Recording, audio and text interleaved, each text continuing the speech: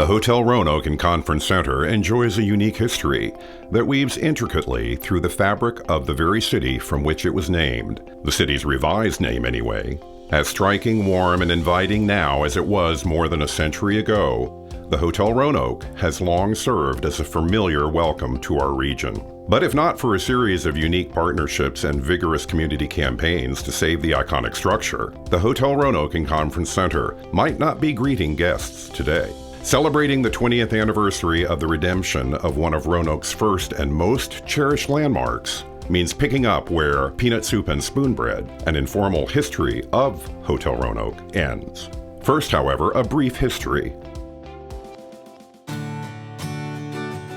Originally chartered as Big Lick in 1874, the city of Roanoke was given its current name by the very same visionary who encouraged two major railways to intersect in a dusty city of hundreds. Frederick J. Kimball, president of Norfolk and Western Railway, envisioned a future for the community that was starkly different from the reality of his day, with the hotel as the centerpiece. In 1881, the first appearance of a recurring theme in the history of Hotel Roanoke began to take shape. A community partnership was forming.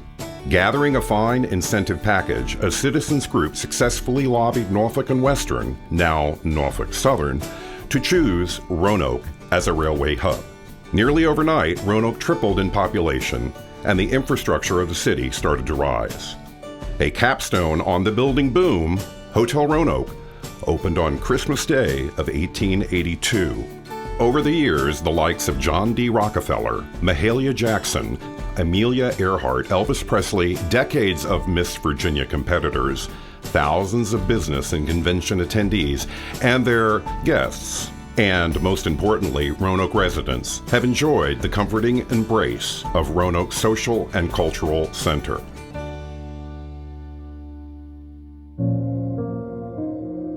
Having served the community and entertained guests for more than a century, declining occupancy rates and stiff competition from new, trendier hotels were beginning to take a toll on the historic facility. As the 90s edged closer, Norfolk Southern concluded that its business was rail service, not room service. And on July 25, 1989, Norfolk Southern announced plans to gift the hotel to the Virginia Tech Real Estate Foundation. And so, on November 30th, 1989, a last dance was enjoyed inside the Regency Room, and lobby pianist Ray Ebbett played out the last remaining guests. At midnight, for the first time in 107 years, Hotel Roanoke closed her doors to guests. What followed was 17 days of hotel decor being sold off piece by piece. Hotel Roanoke was closed, but hope was not lost. Virginia Tech was searching for opportunities to increase its continuing education presence in the area and asked the Virginia Tech Real Estate Foundation to acquire and redevelop the historic property as a hotel and a conference center, and the clock was ticking. Gifting of the Grand Hotel included a give-back clause, which stipulated that if Virginia Tech Real Estate Foundation could not finance the hotel renewal within 4 years, Hotel Roanoke would be transferred back to Norfolk Southern and quite possibly lost forever. Economic conditions were not ideal. The collapse of the savings and loan industry and tremendous overbuilding meant hotel financing was at its worst since the Great Depression. Calling back to the hotel's roots, a community partnership of well-known and trusted Roanoke Valley civic and business leaders was organized to create a financing and development package that would save the hotel.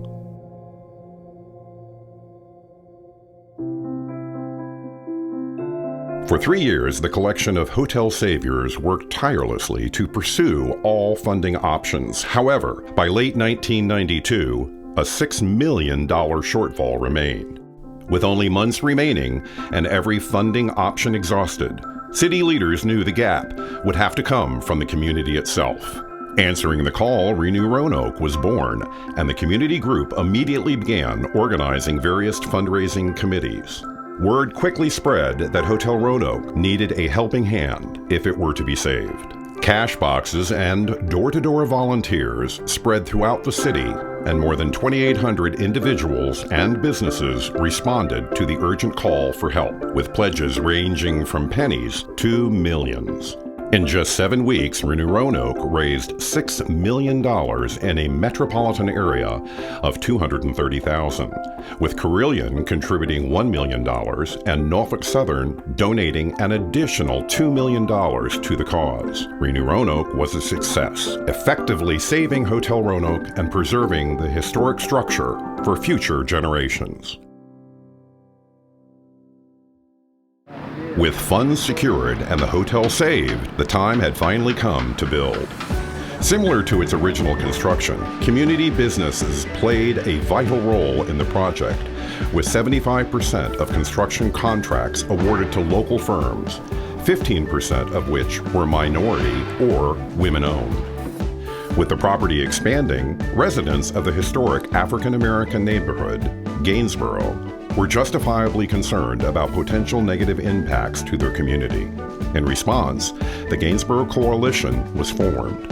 The coalition sought opportunities for minority contractors, proper training for available jobs when the hotel reopened, and played a significant role in the Wells Avenue streetscape design that continues to flourish today. Additional partners vital to success included the Roanoke Valley Convention and Visitors Bureau, which contracted with the city to provide advertising and support for the conference center. Hotel Roanoke became privately owned by the Virginia Tech Real Estate Foundation. The newly constructed conference center is owned by the Hotel Roanoke Conference Center Commission, a public entity.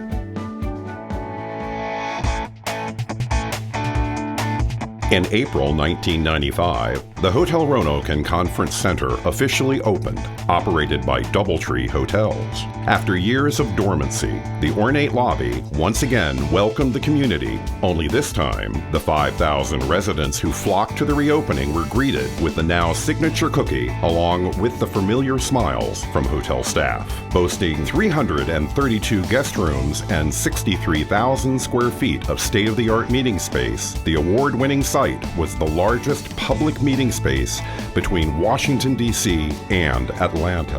Relinking to downtown for the first time in decades via a newly constructed pedestrian bridge, the impact to Roanoke's historic city market was profound. In 1996 alone, 39 new downtown businesses sprung to life, with the hotel itself creating 350 new jobs and generating $1.2 million in local tax revenue.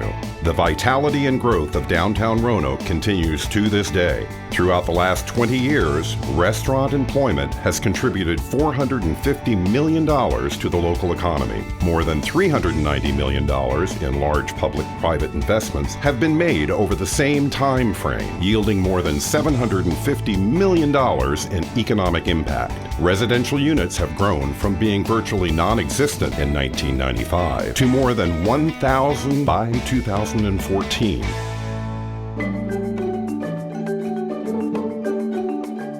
Renovations and fixed asset investments have continued over the years due to the commitment of ownership to keep these facilities competitive and continually producing strong economic impact. Hotel employment continues to influence the region with nearly 300 on-site staff and approximately 64 additional jobs through indirect and induced spending created each year since 1995.